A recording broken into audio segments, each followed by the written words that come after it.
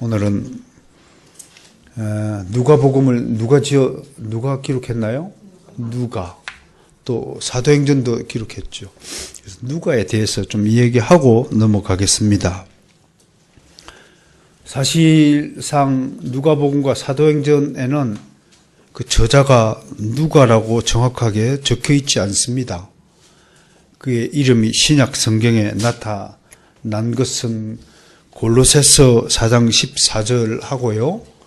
디모데후서 4장 11절, 빌레몬서 24절 세 군데에 나타나 있습니다.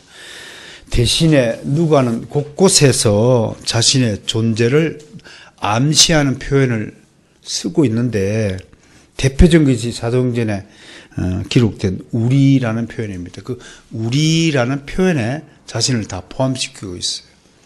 그러니까 동역자 그룹을 늘 생각하는 것이죠. 그러나 누가는 신약 성경과 교회에 있어서 없어서는 안 될 매우 중요한 인물입니다. 그가 기록한 두 책은요, 헬라어로 된 신약 성경의 약 28%를 차지합니다. 신약 성경 27권 중에서 누가복음과 사도행전이 차지하는 비중이 28%다. 한 사람이 28%를 차지할 만큼 분량적으로도 그렇게 많고요.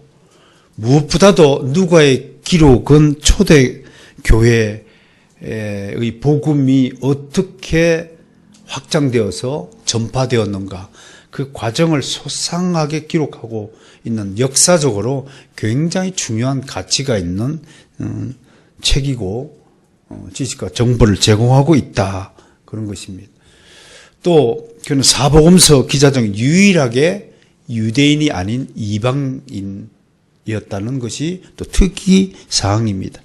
전성에 의하면 누가는 안디옥에서 왔다, 그렇게 알려지고 있습니다. 하지만 정확한 근거가 있는 얘기는 아닙니다. 사도 바울은 누가를 유대인과 늘 구별하여 그를 기록하고 있습니다. 이런 점으로 보아서 아마 누가는 틀림없이 이방인 출신이다, 그렇게 볼 수 있습니다.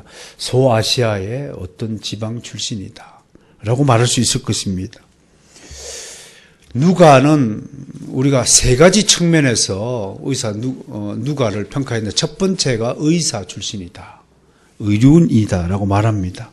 우리 바울이라는 영화에서도 의사가 바울의 개인 닥터로, 주치의로 이렇게 역할하고 있는 것을 보게 됩니다. 그만큼 바울의 선교 여행, 전도 여행은 많은 질병과 함께 한 여행이었다는 것을 우리가 알 수 있는 대목이 될 것입니다. 두 번째는 누가는 역사가로 평가받습니다. 특히 누가복음 1장 1절과 3절을 한번 볼까요? 우리가 한번 보겠습니다. 왜 역사가라고 취급받느냐라고 얘기하면, 자, 1장 1절부터 4절까지를 함께 읽어봅니다. 시작. 우리 중에 이루어진 사실에 대하여 처음부터 목격자와 말씀에 일꾼된 자들이 전하여 준 그대로 내력을 저술하려고 부설던 사람이 많은지라. 그 모든 일을 근원부터 자세히 미루어 살핀 나도 데오빌로 각하에게 차례대로 써보낸 것이 좋은 줄 알았노니 이는 각하가 알고 있는 바를 더 확실하게 하려 함이로다. 첫 번째, 뭐에 대해서 기록하냐면 1절에 사실에 대하여. 역사가는 사실을 기록하는 사람입니다. 두 번째, 어디부터 기록하냐면 항상 근원부터 기록을 했다라고 3절에서 말하고 있습니다. 역사가는 모든 사건의 그 시작의 동기, 시작의 출발점에 관심을 갖는 사람입니다. 세 번째, 어떻게 살폈냐면 자세히 살피고 또 미루어 유추하여 온갖 지식과 판단력을 다 동원하여 미루어 살피다 라는 뜻을 그렇게 옛날에 한번 제가 설명을 드린 바가 있습니다. 자세히 살펴서 기록하는 겁니다. 이것이 진짜 사실인지 아닌지를 몇 10번이나 묻고 따지고 점검하여 기록했다. 이게 역사가의 본질이고 이게 정직한 작가의 정신입니다. 거짓말을 기록할 수는 없지 않습니까? 그리고 미루어 살피는 능력. 여기에는 자신에게 주어진 모든 지식과 정보와 재능들을 다 동원했다라는 그런 뜻입니다. 그리고 네 번째로 중요한 역사가의 자질이 뭐냐면 차례대로 써보냈다. 3절입니다. 차례대로. 여러분 설교를 하든 여러분들이 무엇을 가르치든 무엇을 증언하든 또 무엇을 설명하든 항상 서론, 본론, 결론이나 기성정결 이 체계를 가지고 말을 하고 가르치고 또 표명하는 일들이 훈련이 되어 있어야 할 것입니다. 여러분들은 이제 제가 하는 디아트립의 설교 방식에 어느 정도 익숙해져 있을 것이라고 생각을 합니다. 그러니까 오늘 매맞는 이야기가 오늘 사실은 여러분들에게 전해드리고자 하는 이 본문의 이야기하고 관련이 있기 때문에 이렇게 앞에다가 디아트립의 권면의 말씀을 여러분들에게 먼저 전하는 것입니다. 마치 경양식당, 레스토랑 가면 제일 먼저 뭐가 나와요? 습이 나오잖아요. 그 습을 먹고 이제 본 음식을 먹으려고 하는 준비를 갖추게 하는 그 방식으로 내가 여러분들을 은혜의 잔치에 초대하고 있다는 사실을 이제 여러분들은 어느 정도 다 알고 인정하고 이해할 것이라고 저는 생각을 합니다. 어떻든 간에 차례대로 순서대로 이렇게 일하는 모습, 이런 것들이 역사가의 진정한 모습이다라고 볼게 될 것입니다. 역사가는 사실은 이러한 일들을 하기 위해서 제일 먼저 해야 될 것, 논문을 쓰거나 책을 쓸 때 제일 먼저 해야 될 것이 뭐냐면 필요한 자료들을 수집하는 것입니다. 내가 이 책을 쓰기 위해서 필요한 참고 서적이나 참고 자료가 무엇인가를 설정하는 것이 가장 먼저 하는 일이죠. 그래서 누가는 알려진 바대로 그의 자료들을 힘 닿는 대로 열심히 수집하는 일에 최선을 다한 사람이다 라고 평가를 받습니다. 그는 정보를 얻기 위해서 많은 사람들을 만나고 인터뷰하고 방문하였습니다.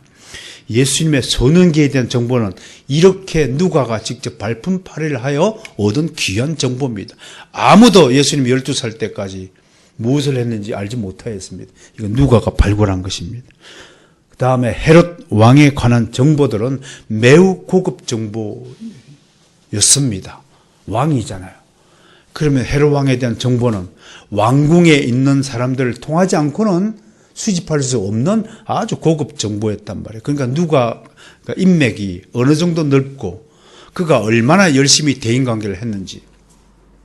우리가 칼빈 선생을 공부할 때 칼빈 선생이 방문했던 일들, 서로 편지를 교환하고 만났던 회합만 해도 600회가 넘거든요.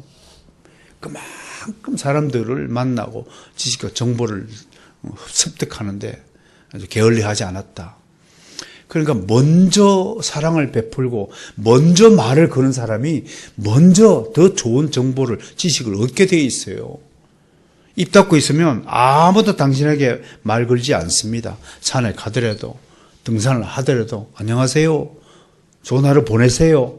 그러다가 어떻게 좋은 정보가 걸리면 앉아서 대화가 이루어지고 그가 무엇을 하는 사람인지를 정보를 얻게 되고 많은 지식을 쌓게 된다는 사실을 우리는 좀 깨닫고 우리도 그렇게 실천하는 삶을 좀 살기를 원합니다.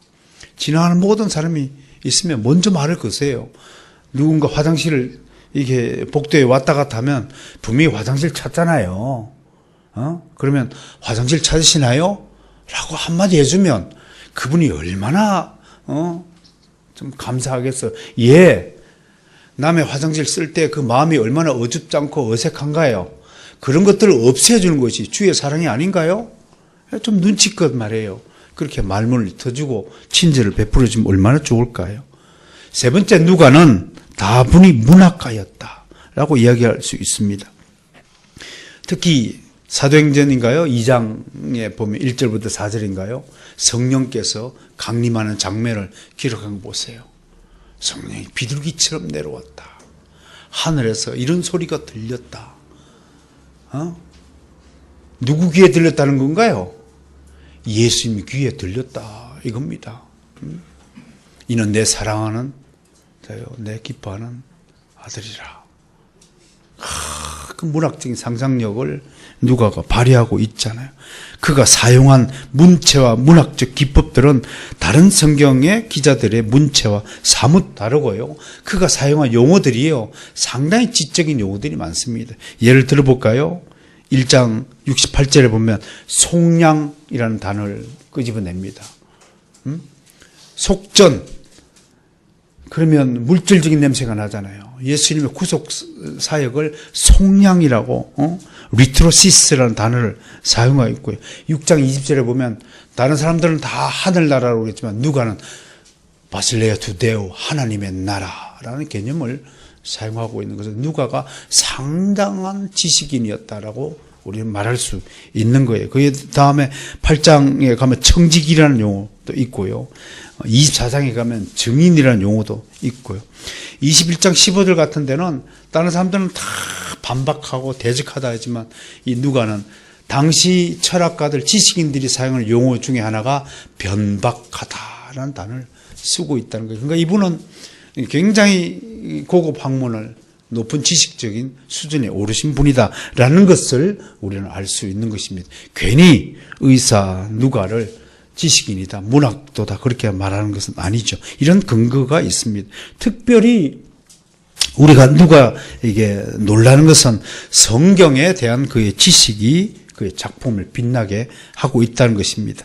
그는 곳곳에서 예수님이 하신 일과 그와 함께 일어난 일들이 이미 구약 성경에 이미 예언된 하나님의 작정된 일임을 밝히고 있다는 것입니다. 예를 들어서 오순절 성령 강림은 구약 성경의 요엘 선지자가 이미 예고한 일의 성취라고 밝히고 있는 것입니다.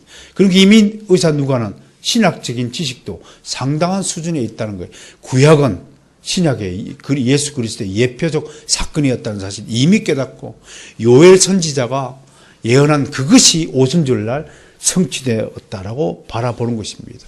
신학적인 배경이 일어나면 지금 현재 모든 사건이 일어나면 이게 왜 일어났지라고 분별이 안 되지만 신학적인 배경 지식이 쫙 하나님에 관한 지식이 출중하신 분은 어떤 일에 대해서 이것이 어떤 의도를 가지고 있고 이것이 하나님의 나라의 역사에 있어서 어떤 의미, 어떤 위치, 자리매김을 하는가에 대해서 분별할 수 있는 실력이 생긴다고 하는 것입니다. 제가 모두에 오늘날 한국 교회에 대해서 여러 가지 조여오는 여러 가지 압박들에 대해서 아직도 정신 못 차리고 아직도 그럴 수 있겠지라는 평이한 대응 방식들이 아마 더 큰 고통으로 저는 다가올 것이라고 분명히 예언합니다. 이건 분명히 그대로 한국 교회가 당해야 됩니다. 여러분, 너희가 천기는 구분하면서 시대는 분별하지 못하느냐? 예수님의 구지서 어떠시요? 한나라의 국가의 정책이 어떻게 흘러가냐에 따라서 우리 교회가 어떤 상태가 될 것이라는 사실을 감지하지 못하고 아이고 뭐 이러면 어떻고 저러면 어떻고 하는 식으로 대응하는 자야말로 정말 하나님의 진노를 사야 될 대상이라는 사실을 이미 경고하는 것입니다. 이러한 일들을 통해서 우리는 좀 경각심을 가지고 살 필요가 있다라고 얘기할 것입니다. 그 외에 누가만이 발굴한 자료가 약 35개쯤 된다라고 신학자들은 분석합니다. 예를 들어서 이런 것입니다. 선한 사마리아인의 비유 같은 것들, 이런 이야기들은 누가만이 가지고 있는 이야기이기도 하거든요. 그가 직접 수집한 자료들을 한 35개 되는데 이 35개를 연대기 순으로 또 잘 정리하여서 일대기를 추주했다는 것이에요. 그래서 이 모든 일들을 의사 누가가 또 기록했다고 한다는 것은 만약에 이 누가의 이런 발품팔이, 이런 수고와 좀 발굴 작업, 자료 수집이 없었다면 우리는 많은 지식과 정보, 예수님에 대한 많은 지식과 정보들을 잃어버릴 뻔했다라고 할 것입니다. 물론 이 모든 일들은 성령님의 철저한 감동하심에 따라 이루어진 것들이라는 사실 또한 명확할 것이라고 저는 생각합니다. 누가가 이렇게 많은 내용들을 발굴했지만 그 중에 최고의 하이라이트 발굴 내용이 뭐냐 하면 바로 우리가 올해 한 해 동안 다루고자 하는 사마리아 여행 부분일 것입니다. 타복음서에서는 이 내용을 부분적으로 그냥 몇 개만 발췌하여 다루고 있지만 오직 누가는 이 지역에서의 예수님의 마지막 사역에 집중하고 우리에게 많은 정보들을 제공해 줍니다. 우리는 누가가 제공하는 이 새로운 정보들을 기반으로 많은 유익을 얻게 될 것입니다. 이제 예수님과 함께 누가와 함께 사마리아의 한 마을에 가보도록 하겠습니다. 우리가 다루고자 하는 이 누가복음의 이 긴 본문은요, 9장부터 19장에 있는 이 긴 본문은 예수님이 마지막으로 예루살렘을 방문하기 전에 일어난 일들을 모은 것입니다. 예수님은 자신의 때가 다가옴을 직감하시고 성천할 때가 아심을 직감하시고 이래서 하나님이신 것입니다. 여러분들 중에 여러분들이 죽을 때가 언제인 줄 알고 계신 분 계세요? 몰라요, 우리는요. 근데 예수님은 자신의 때를 아는 거예요. 그래서 하나님의 때와 우리의 때를 성경은 다른 용어로 구분하는 거예요. 하나님의 때를 따라서 배워요. 카이로스. 그게 하나님만이 아시는 때예요. 하나님이 작정해 주시고 계획해 주신 때예요. 그 때를 우리는 기다릴 줄 알아야 돼요. 그 때에 맞춰서 우리가 일하고 일어나고 움직이는 훈련을 쌓아야 돼요. 그런데 우리가 계획한 때를 성경 크레노스라고 다른 용어로 구분해 두고 있습니다. 우리 모든 대부분은 우리의 때에 따라서 움직이고 일하고 합니다. 내가 정하고 내가 결정하고 내가 선택하여서 모든 일을 결정하죠. 어디를 가든지 말든지 간에. 칼빈주의자는 아침에도 얘기했죠. 철저한 하나님 중심주의자죠. 그래서 칼빈주의자는 어떤 요청을 받았을 때, 어떤 사건을 의뢰받을 때, 어떤 일을 결정할 때 항상 습관처럼 하나님 중심주의적 사고를 하라고 가르치고 있지 않습니까? 다음에 목사님, 다음에 우리 교회에 와서 좋은 말씀 하나 전해주시겠습니까? 아, 그러신가요? 제가 하나님께 기도해보고 알려드리겠습니다. 이게 칼빈주의자의 특징이에요. 아, 그래요? 제가 가지요. 그 자리에서 바로 결정하면 여러분들은 여전히 하나님 중심주의자가 아닌 것입니다. 어떤 일을 계획할 때 하나님, 제가 이 일을 해도 될까요? 말까요? 기도하는 사전에 항상 하나님께 의뢰하는 그 순서가 빠진다면 여러분들은 영원히 하나님 중심주의자가 아니라 여러분 자신의 중심주의자입니다. 그것을 에고센트럴리즘과 데오센트럴리즘이라고 나누고 있다는 것입니다. 여러분, 우리가 칼빈주의 길을 걷기 위해서 이렇게 실제적인 삶에 있어서도 이런 모습으로 변화되고 나타나야 한다는 것을 말씀을 드립니다. 예수님은 자신의 때가 다가옴을 직감하시고 마침내 십자가에 달려 죽으시기 위해 예루살렘을 방문하시고자 한 것입니다. 보통 갈릴리 지역에서 예루살렘까지는 약 3일이 소요됩니다. 그 주된 길이 어디냐면 주로 요단강변을 따라서 쭉 내려오는 길입니다. 예수님이 세례 요한에게 공생애를 시작하기 전에 세례 요한에게 세례를 받기 위해서 택하신 길이 바로 이 길입니다. 3일 동안 걸으셔서 세례 요한에 와서 그리고 직접 세례를 받으시고 광야에서 시험을 받으시고 돌아가는 길도 그 길을 따라서 빨리 가서 가나 혼인잔치 맞이하고 그리고 처음 예루살렘을 방문하셔서 밤에 니고데모를 만나고 그리고 돌아가는 길에 처음으로 사마리아를 방문하였습니다. 그때 등장하는 것이 바로 야곱의 우물가에서 만난 사마리아 여인과의 대화입니다. 이 부분은 요한복음 4장에 잘 기록이 되어 있죠. 그러니까 지금 제가 여러분에게 무엇을 말씀하고 있느냐면 예수님은 사마리아를 몇 번 방문했다고요? 2번 방문했어요. 첫 예루살렘 방문 때 올라올 때 사마리아 여인 만나서 복음을 전하고 그 마을에서 이틀을 유하고 복음을 전하고 다시 갈릴리 지역으로 돌아간 다음에 이제 오늘 우리가 사마리아 여행은 십자가에 달려 죽을 날이 얼마 남지 않은 한 10일 전쯤 출발했을까요? 아니면 보름쯤 전에 출발했을까요? 시기적으로 정확하게 명확하지 않지만 예루살렘에는 마지막으로 일주일 전에 도착하였으므로 분명히 보름 전이나 열흘 전에는 출발했을 것이라고 우리는 유추할 수 있는 것입니다. 이 마지막 부분을 우리가 지금 따라 여행하고자 하는 것입니다. 야곱의 우물이라는 곳에 만났던 그 여인에게 예수님은 예배는 장소의 문제가 아니다. 예배하는 자의 정신 상태, 마음가짐, 그 자세가 더 중요하다. 그 신령과 진정으로 예배하는 자가 되라라는 가르침을 우리에게 주셨습니다. 그리고 이제 마지막으로 예루살렘을 마지막 방문하기 전에 다시 한번 예전에 들렸던 그 사마리아가 어떻게 변화했는가 확인도 할 겸 여행을 하는 것입니다. 달라스 신학교의 좋은 성경 주석가인 존 마틴은 바로 이 사마리아 여행 부분 9장과 19장의 긴 본문을 두 부분으로 나누었습니다. 한 부분은 예수님이 예루살렘으로 여행하는 도중에 대부분의 사마리아인들이 예수님을 거부하는 장면을 기록했다라고 하는 것이고, 다른 하나는 이런 거부에 대해서 예수님이 그의 제자들에게 가르치신 내용을 가지고 있다라고 두 부분을 해석하고 있습니다. 참고적으로 이 누가복음 9장 이전의 부분은 예수님의 갈릴리 사역을 다루고 있고요. 그리고 누가복음 19장 이후는 예수님의 예루살렘 사역을 다루고 있다고 할 것입니다. 그러므로 이제 누가복음을 구조 분석을 할 때 장소 개념으로 구분하면 여러분들이 누가복음을 이해하는데 좋은 정보를 가지게 될 것입니다. 첫 번째는 갈릴리 사역, 두 번째는 사마리아 사역, 세 번째는 예루살렘 사역으로 누가복음이 구성되어 있다. 이런 구조 분석과 함께 성경을 좀 연구하고 공부하고 묵상하시면 훨씬 더 은혜가 클 것이다 라고 생각합니다.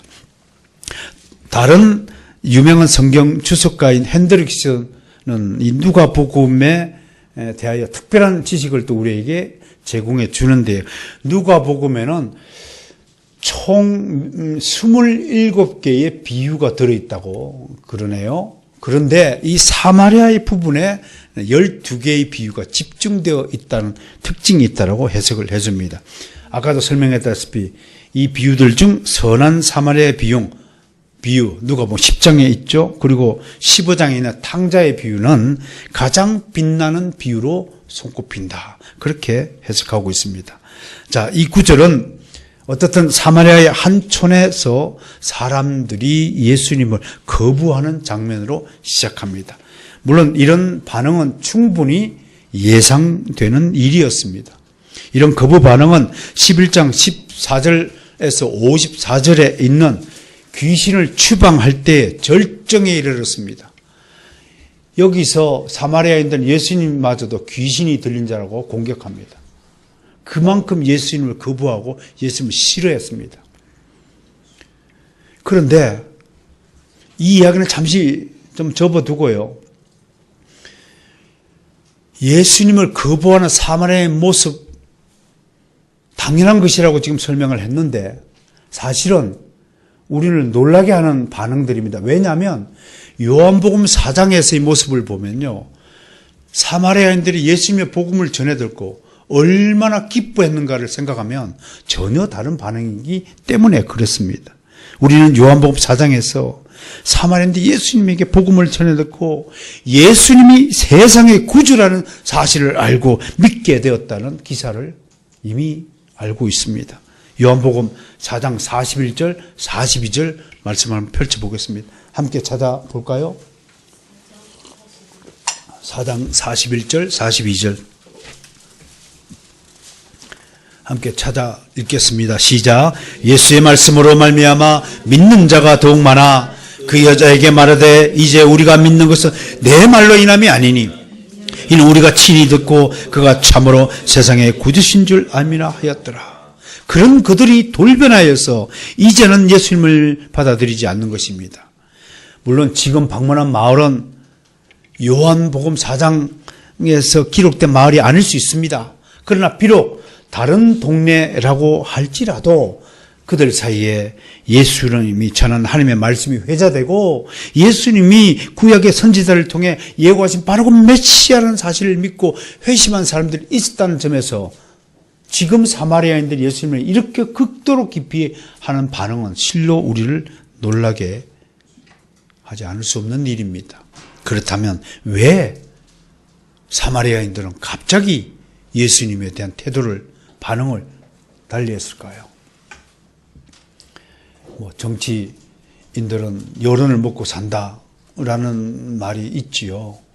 대통령도 지지율이 오르고 내리는 것에 대해서 민감하게 반응을 한다고 하지만요.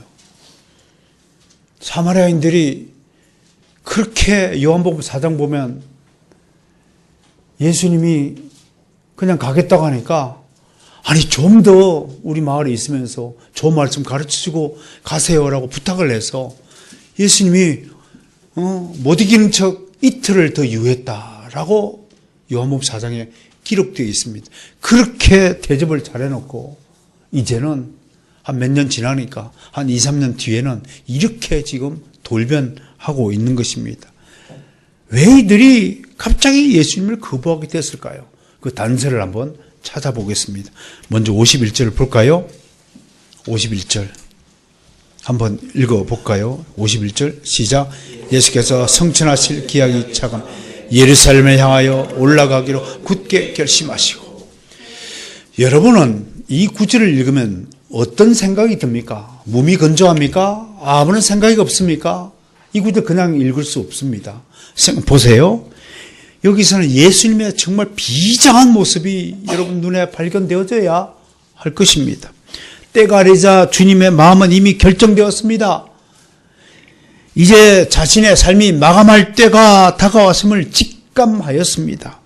주님은 자신의 목숨을 바치기 위해서 마지막으로 예루살렘을 방문해야 한다는 것을 알고 있었습니다. 죽으러 가야 할 때인 것입니다. 그렇다면 즐거운 마음이었을까요? 누군들 죽음을 좋아하는 사람이 어디 있습니까? 죽지 않으려고 지금도 여러분 발버둥 치지 않아요? 여러분 화장 왜 해요? 얼굴에 피부 로션 왜 발라요? 쩍쩍.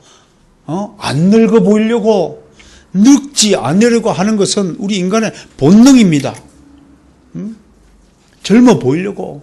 늙을수록 빨간 옷을 입는다고 하잖아요. 뽀빠이 이성용처럼 파랗고 빨갛고 하고. 그분처럼 좀 운동 좀 합시다. 76세인데 불구하고 막 청년처럼 뛰어다녀. 팔뚝이 이만해.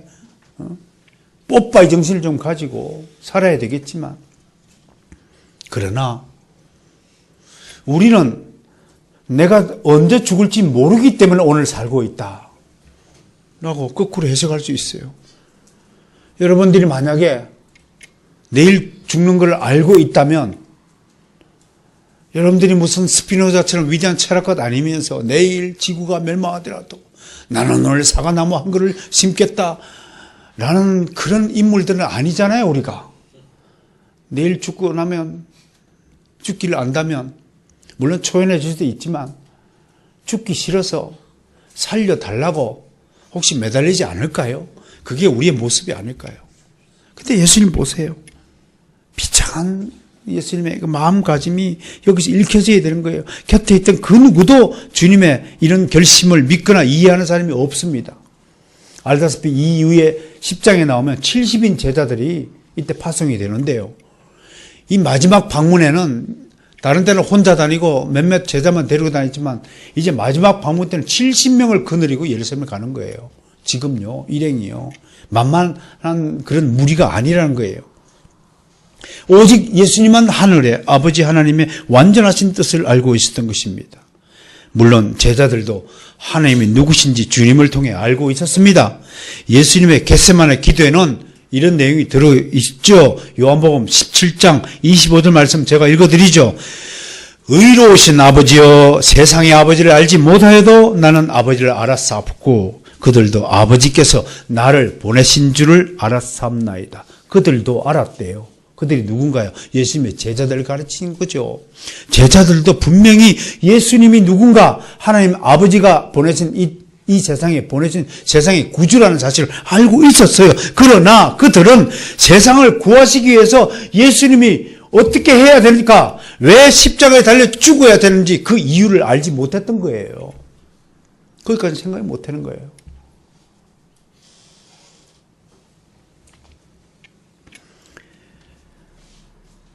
그들은 예수님이 친히 그 죄값을 치르셔야 하고 그것을 위해 십자가에 달려 죽으셔야 한다는 그까지는 알지 못했어요. 예수님은 구주인데 이들의 머릿속에는 지금 70명이 왜 따라가느냐? 이야, 드디어 예루살렘의 왕이 오르시는구나. 그것 알고 쫓아가는 거예요. 한마디로 얘기하면. 그런 로마 제국의 압제를 끝내고 드디어 예수님이 메시아가 오셔서 이 이스라엘을 로마 제국의 압제로부터 해방시키고 예수님이 왕이 되어서 드디어 통치하시는구나. 기대에 차 있는 제자들의 얼굴을 한번 떠올려 보세요. 이야, 드디어 이제 한 자리 해먹는 거구나. 이야, 나도 이제 청와대에 입성하는구나, 야. 비서관 자리 하나 차는구나, 야. 이런 기대를 가지고 있다는 거예요. 이게 제자들의 모습이에요. 그래서 지금 예수님 마음은 비장함과 동시에 저는요, 예수님의 피눈물을 여기서 봐야 하는 거예요. 그렇게 가르치고 그렇게 미리 예고하고 하더라도 못 깨닫는 거예요. 나도 그런데요. 어제 토요 가정예배 안 드리는 얼굴들이에요. 전부 다. 전부 다 가정예배 안 드리는 얼굴들이에요.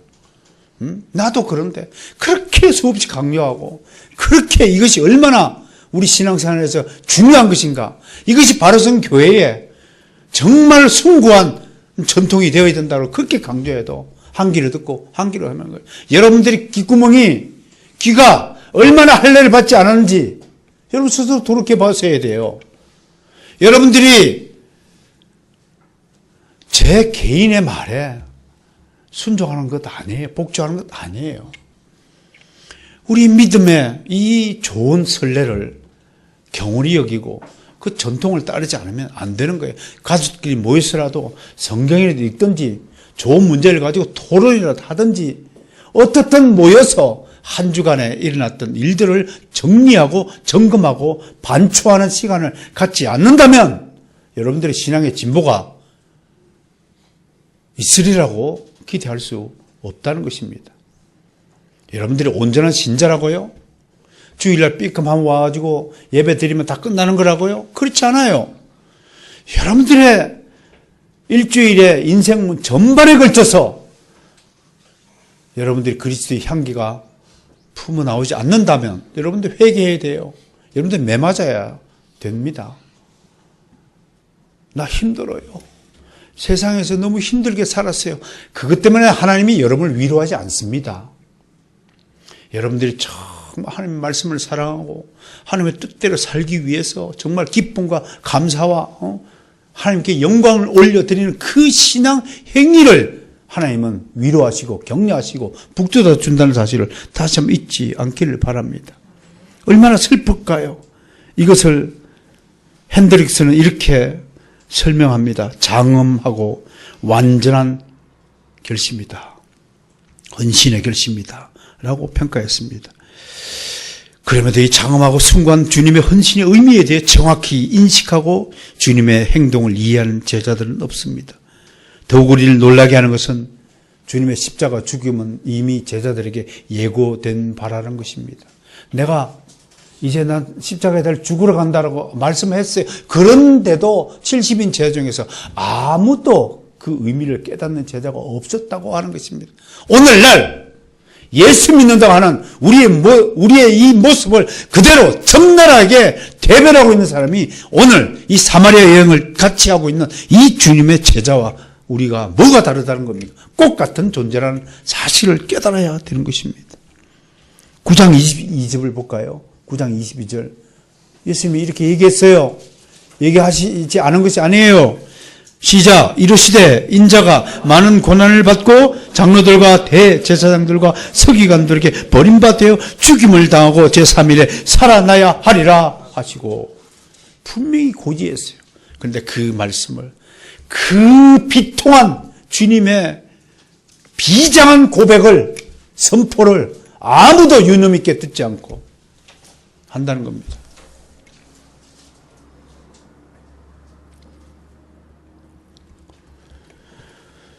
참 이상한 일입니다. 주님은 분명히 자신이 어떻게 죽을지에 대해서 제자들에게 고시하셨습니다. 그런데 제자들 중 그 말씀을 진지하게 받아들이는 사람은 없었습니다. 이것이 제자들의 본질이자 우리의 본질이고 양떼들의 한계입니다.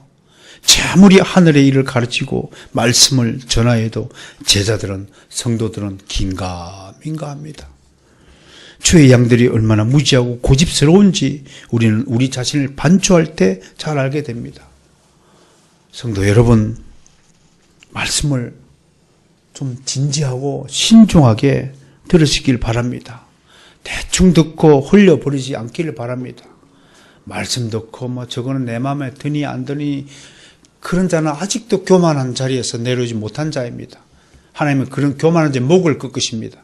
절대로 그 인생이 평탄한 길로 들으시지 못하도록 하나님이 징계 내리십니다. 이건 여러분 겁박하는 것이 아닙니다. 사랑의 하나님을 기억하기 전에 하나님은 우리의 죄를 꾸짖고 우리의 죄악을 벌하시는 하나님으로 먼저 계신다는 사실을 잊지 않으셔야 됩니다. 주님은 우리에게 씨 뿌린 자의 비유를 통해 좋은 밭이 아니라 길가와 돌밭과 가시등굴 위에 떨어진 씨앗은 뿌리를 내리지 못하고 말라 죽고 만다는 교훈을 들려주셨습니다. 주님은 지금 십자가에 달려 죽기 직전에서 비통한 가슴에 피눈물을 흘리며 지금 이 여행을 하고 있는데 제자들은 흘릴릴릴릴, 야, 좀 있으면 나 배설한다, 좀 있으면 나 청와대 간다, 야 하고 이러고 살고 있는 거예요 지금요. 여러분 생각해 보세요. 이 광경이 재밌습니까? 이 장면이 우습게 보입니까? 이 장면에도 졸음이 옵니까? 이 주님의 피 흘리신 모습을 보고서도 헤헤 그럴 수 있습니까? 당신은 반역자입니다. 만약 그렇다면 당신은 배반자입니다. 불순종한 자입니다. 패역한 자입니다. 목이 곧은 자요. 이런 차원에서 정말로 복받은 자가 누군지 아세요? 하나님의 말씀을 꿀같이 달게 듣는 사람일 것입니다. 듣는 귀가 복된 것입니다. 따라서 합시다. 듣는 귀가 복되다. 중진교회 짓는 사경에 매년 제가 직접 참석하여서 맨 앞자리에 앉는 이유가 있습니다. 어느새 저도 마이크 앞에서 떠드는 자였지 듣는 자가 못 되어버리고 말았습니다. 떠드는 것은 잘하는데 듣는 것이 덜 익숙해지고 말았습니다. 그래서 그것을 경계하기 위해서 저도 청중에 앉아서 다른 목사님의 설교를 들으려고 하는 기회를 가지는 것입니다. 그래야 올 1년 한 해 동안 저도 교만의 자리에서 내려와서 겸손하게 하나님의 말씀을 증거하지 않을까 싶어서 설교를 듣는 겁니다. 연합 예배할 때도 제가 설교하지 않고 설교를 듣고자 한 것이 바로 그러한 이유가 있었던 것입니다. 말씀을 들으면 정말 가슴이 쿵쾅거리고 뛰어야 합니다. 나의 영혼의 울림을 가슴으로 느껴야 됩니다. 그런 성도들이 되어야 합니다. 이 주일 학생들 있으면 멍하니 무슨 얘기인지 몰라더라도 여러분 말씀의 은혜를 얻은 자는 그 말씀이 귀에 쏙쏙 들어와야 됩니다.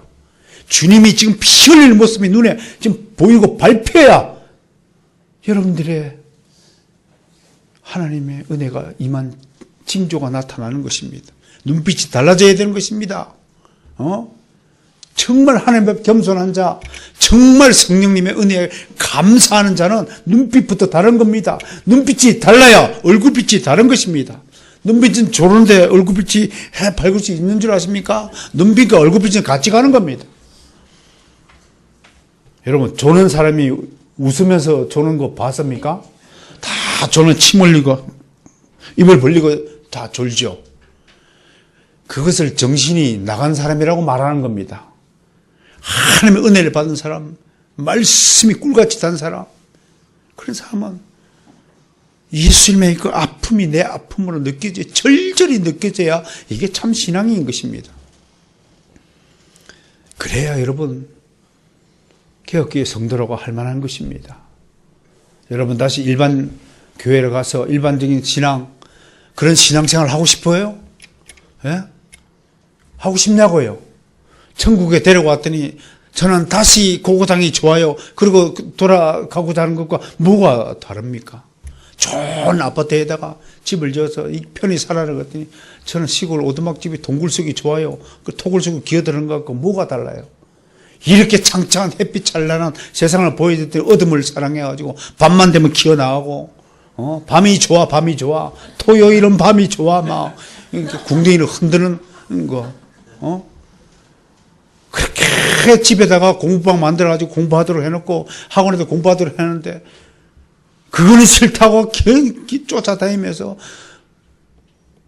여러분 바깥에 쏟아다니는 개나 바깥으로 뭉쳐다니고 놀탱이들이나 뭐가 달라요 여러분? 그게 그 인생이 어떤 결과를 맞이하겠습니까 여러분? 생각해 보세요. 노는 거 좋죠. 기분 좋죠. 놀 때는 공부할 때보다 놀 때가 기분 좋죠. 근데 남는 게 뭐가 남아요? 멸망만이 남습니다. 그런 인생 살고 싶어요? 여러분 정말 하나님 앞에 고람되고 하셔야 돼요. 정말 하나님 말씀 앞에 진짜 경홀히 여기지 마시고 잘 들으시기를 저는 축원합니다. 52절입니다. 이제 출발합니다. 마지막 여행이라서 아까도 말씀드렸다시피 주님과 많은 제자들이 함께합니다. 10장을 근거로 하면 70인 제자가 등장하죠. 제자들은 미리 한 마을에 찾아가 예수님이 머무를 곳을 예약하고자 합니다. 이런 일들은 보통 왕의 행차에서나 볼듯한 광경입니다. 왕이 출타하면 신하들이 먼저 앞에 가서 왕의 행차의 길을 준비하고 안전을 도모하며 숙박지를 정하고 경계를 사전에 배치하는 일을 행합니다. 오늘날에도 대통령이 출타하면 경호원들이 사전에 먼저 가서 다 미리 점검하잖아요. 이런 차원에서 본다면 지금 제자들이 하는 행동은 무엇입니까? 모르긴 몰라도 그들은 자신들이 추대할 예루살렘의 왕 예수님의 행차에 동참하고 있는 것이라고 볼 수밖에 없습니다. 이게 지금 예수님을 따르는 제자들의 수준입니다. 겉으로는 예수 하지만 속으로는 한 자리 차져야 하겠다. 예수님이 왕이 되면 벼슬 하나 하겠다는 생각을 가득 차 있는 것입니다. 겉으로는 교회 나오고 예배 드리면서 거룩한 척하지만 속으로는 나한테 복 안 주는 하나님은 필요 없는 하나님이라고 생각하는 사람들이 수두룩해요. 나를 조금만 기분 나쁘게 하면 팽 돌아져서 교회를 떠나는 가짜 성도들이 수두룩한 곳입니다. 지금 듣기 싫은 소리를 듣지 못하는 자는 이미 짐승의 귀입니다. 사람이니까 교훈을 주는 겁니다. 돼지한테 1000일 동안 우측 통행을 가르쳤는데 돼지가 우측 통행을 할까요? 못합니다. 돼지라서 그래요. 53절입니다. 그런데 처음부터 제자들에게 시행착오가 발생했습니다. 사마리아 사람들이 예수님과 그 일행들을 받아들이지 않는 것입니다. 분명히 요한복음 4장의 분위기로 봐서는 환영을 받을 것으로 예상됐지만 사마리아인데 거부하고 있네요. 그 이유가 무엇일까요? 53절 앞부분이 이유를 설명했습니다. 그것은 바로 예수께서 예루살렘으로 가기 때문인 것입니다. 무슨 말이에요? 풀이하면 예수님이 자기 편인 줄 알았는데 전에 2, 3년 전에 사마리아 야곱의 우물가에 와서 복음 전하고 자기 마을에 같이 침식을 하고 먹고 자면서 와 드디어 우리 편이 생겼다 라고 잔뜩 기대했는데 알고 보니까 자기 동네를 스쳐 지나가네요. 어디로 갑니까? 예루살렘을 간다. 목적이 예루살렘이라네요. 그러니까 사마리아인들은 우리는 그쳐가는 대상이고 결국 예수라는 인물도 별 수 없이 예루살렘을 구원하기 위해 오신 분이라는 실망감이 탁 생긴 거예요. 그러니까 사마리아인들은 일종의 배신감을 들은 거예요. 우리는 지난주에 유대인과 사마리아인들 사이에 오랜 기간 동안 형성된 반목과 갈등들에 대해 알아보았습니다. 더욱이 사마리아인들 사이에 널리 회자된 엘리야 이야기는 유대의 하나님은, 유대인들이 믿는 여호와는 매우 무서운 신이다 라는 것이 사마리아인들의 보통 생각이었다고 합니다. 역사적으로요, 이스라엘에도 세 가지 파가 있었어요. 하나는 그리심산파, 그리심산에 있는 베델에서 제단을 모시고 있는 파가 있고요. 두 번째는 실로, 엘리 제사장에 지무했던 실로의 제단파가 있고요. 세 번째는 이도 저도 아닌 거짓된 신, 이방신을 믿는 파가 있었다고 합니다. 그러니까 그리심산에는 베델파가 있고요. 실로에는 엘리파, 실로파가 있고요. 또 이방파가 있었다고 하는 것입니다. 그렇게 이들끼리요, 굉장히 반목이 심했다고 하는 거예요. 원래 제단을 베델에서 실로로 누가 옮기냐면 엘리 제사장이 옮긴 거예요. 그 엘리는 베델파에서는 배신자가 되는 거고요. 정통으로부터 이탈한 세력들이라고 하는 것이고요. 또 하나, 우리 유대인들은 에스라 선지자 학사 에스라에서 굉장히 추앙을 받지만 사마리아인들에게 에스라는요, 완전 민족적 배신자입니다. 왜 그런가요? 사마리아 구전에서 저주받은 자라고 등장하는데 토라를 더럽혔다, 그렇게 평가하는 거예요. 두 번째, 예루살렘 성전을 주장했다. 자기 성전, 그리심산에 세워진 성전, 실로의 성전을 무시하고 예루살렘 성전을 주장했다. 사마리아인들은 이방의 후손이라고 선포했다. 아수르어를 사용했다. 더 좋아했다. 아람어를 사용했다. 이러한 이유로 에스라 선지자를 완전히 민족적 배신자로 여기는 사람들이 사마리아인이 이렇게 생각이 다른 거예요. 생각이 달라요. 사마리아인들 입장에서 이런 이야기들은 더욱 유대인들을 경계하고 기피하게 만들었습니다. 그런데 어느 날 갈릴리 출신의 한 사람이 메시아로 나타났고, 그리고 직접 그를 본 자가 있다는 소문을 들었습니다. 그 사람이 처음으로 자기들 땅을 찾아와 하나님의 사랑과 하나님 나라의 복음을 전했다는 것입니다. 잠시 그들은 예수님을 기대했습니다. 그런데 오늘 사마리아인들은 예수님과 그의 제자들이 사마리아에 머물지 않고 지금 지나가는 중이라는 것입니다. 그래서 화가 치밀었다고 하는 것입니다. 광분한 것이죠. 두 사람은 사마리아인의 거부에, 이런 거부에 두 제자가 덩달아 광분하였습니다. 그게 누구냐면 바로 우리의 아들로 소문난 야고보와 요한 두 제자였습니다. 두 사람은 사마리아인들 거부에 몹시 기분이 상했습니다. 그게 54절에 있습니다. 여러분, 거부하는 사마리아인들에 대해서 기독교를 폄하하고 예수 안 믿는다는 사람들에 대해서 우리가 어떻게 대응하느냐, 이 야고보 요한의 모습을 보면서 교훈을 받기를 원합니다. 그들은 즉시 주님에게 이들을 혼내줘야 한다고 요구했습니다. 지금 이들이 누구 흉내를 내고 있느냐면 엘리야 흉내를 내고 있습니다. 하늘에 불을 내려서 저들을 태워달라고 간구한 엘리야처럼 자기들도 그렇게 주님에게 요구하면서 혼내줍시다. 이 나쁜 놈들. 감히 우리 주님을 거부하다니. 이런 겁니다. 내 편은 무엇을 해도 좋고 남의 편에 한 것은 무엇을 해도 악이라는 거. 이게 내로남불 아니에요? 내 편이 다른 진영을 공격하면 의인이고, 내 편, 저쪽 편이 우리 편을 고발하면 파렴치법은 범법자고. 이게 우리나라만 있는 게 아니올시다. 전 타락한 인류 역사에서 내로남불의 역사는 다 있는 겁니다. 이런 거예요.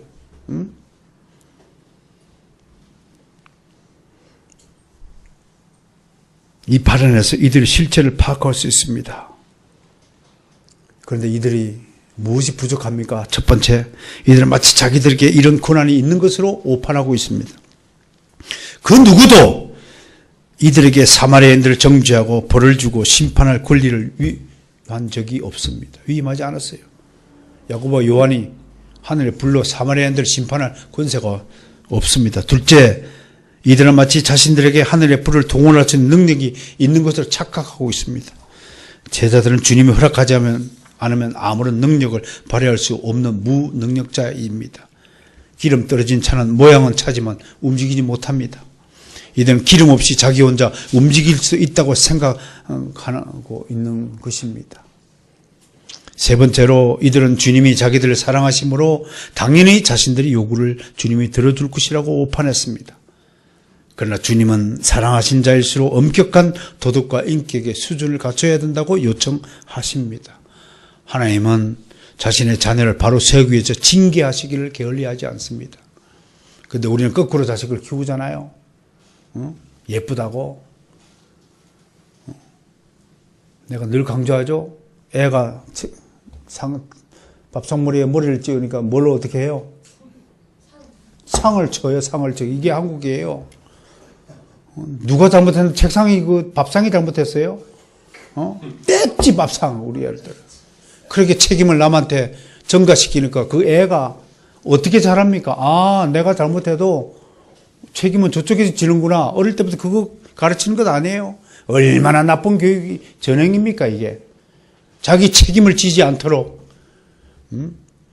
지구상에서 자기만 자식을 낳은 백성처럼 행세하는 것 정말 목불인견이요. 정말 그런 교육을 받은 자식들이 어떤 사람으로 성장하고 큰다는 말입니까? 한번 상상을 해보세요, 여러분. 어떻게 했어요? 그렇게 큰 자식이. 자기밖에 몰라가지고.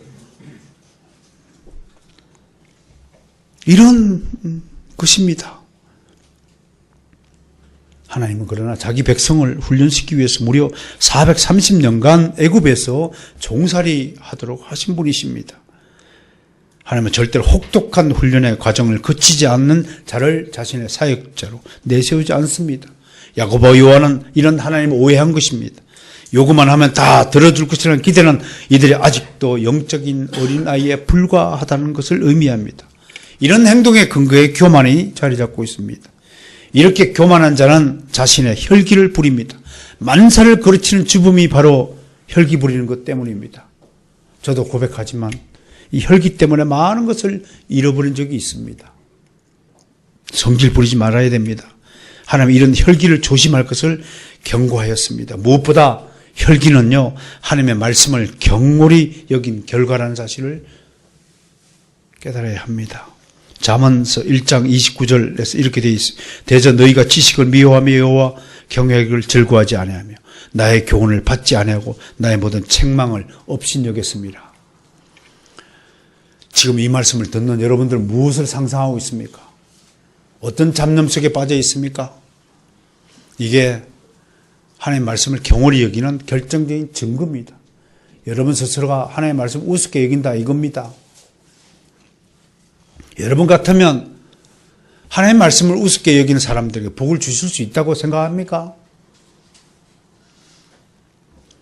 진실도 교만은 하나님이 미워하시는 것들 중에 하나는 사실을 우리는 깨달아야 됩니다. 의인의 입술은 생명의 셈이지만 악인의 입은 독을 머금었다 라고 이야기했듯이 교만한 자가 교만한 입술을 놀리는 법인 것입니다. 조심하시길 바랍니다.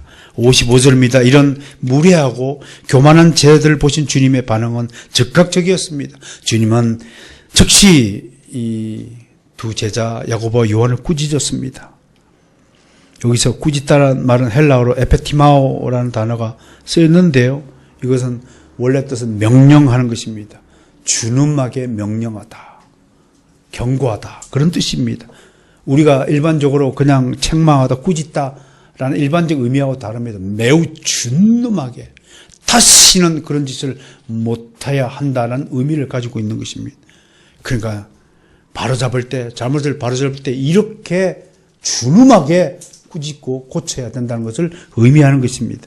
경고하실 때, 가령 마태복음 12장 16절처럼 안식일에 손 마른 자를 치유하실 때 그 환자들을 주님은 이런 아직 자신을 나타내지 말라라고 하면서 경고하셨다고 하는데 이때 그 단어가 사용되었다고 하는 것입니다.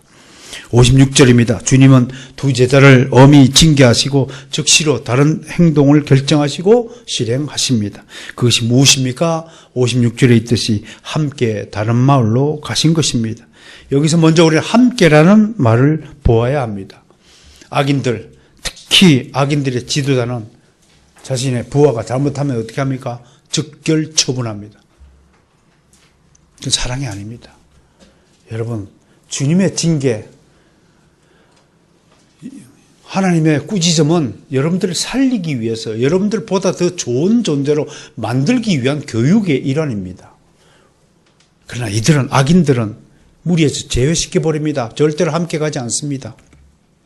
북한에서 무슨 일이 일어났습니까? 자기의 고모부인가요? 그 자리에서 붙잡아갖고 회의석상에서 붙들어갖고 바로 총살시키는 거 보세요. 즉결 처분하지 않습니까?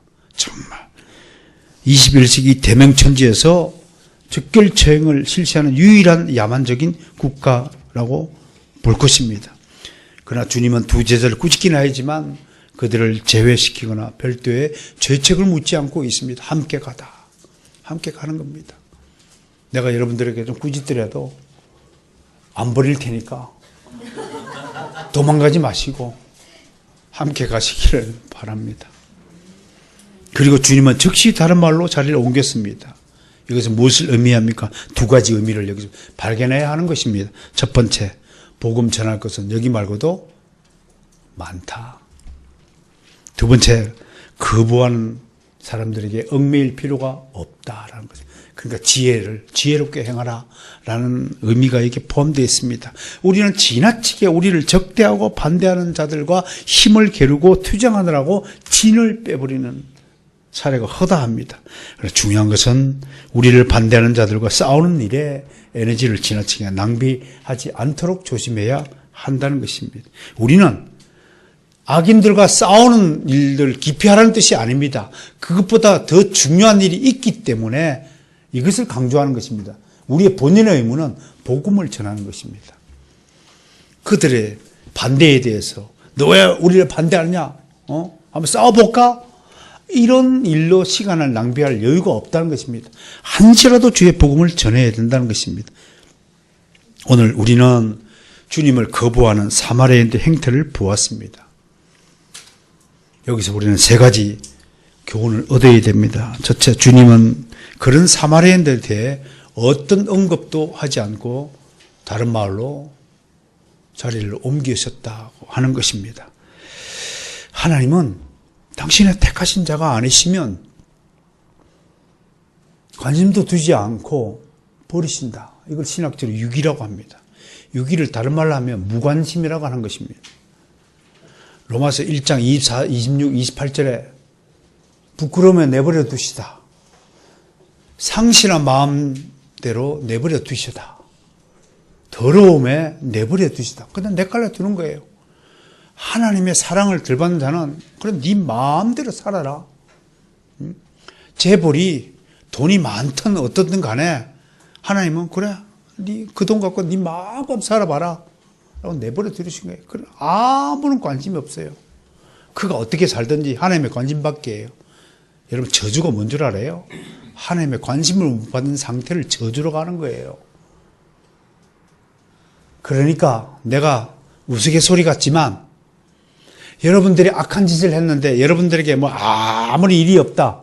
그럼 하나님께 버림을 받은 자, 일 가능성이 많다라는 것을 깨달으시고 잘못했을 때 빨리 배라도 아프게 해주세요라고 기도하는 것이 훨씬 더 좋아요.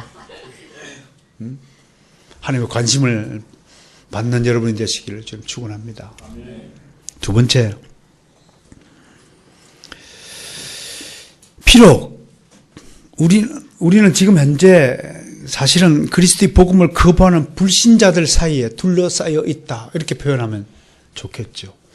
왜? 예수 믿는 우리보다 예수 안 믿는 사람들이 더 많으니까요. 이제 뭐 10% 좀 되나요? 한국 땅에 10% 15% 수준이 예수 믿는 사람들일 것입니다. 그래서 그들이 우리 반대하죠. 그러나 마음적으로는 비록 안타깝고 그들의 거부에 대해서 인위적으로 노력하고 설명하고 설득하고 변정하고 싶은 마음이 있지만 중요한 것은 두 번째 교훈이 인위적인 방식으로 그들을 교회당으로 데려오거나 설득하려고 하는 행위를 조심해야 한다는 교훈이 여기에 있습니다. 예수님, 니들 왜 나를 반대하냐? 선은 읽고 후는 읽고 막 그 앞에서 충분히 싸울 수 있는 분이십니다. 그런데 다른 말로 조용히 가는 거예요. 그것은 뭐냐? 인위적인 방식을 거부하는 하나님의 뜻만 성취하기 위해서 오신 우리 주님이라는 사실을 깨닫는 것입니다.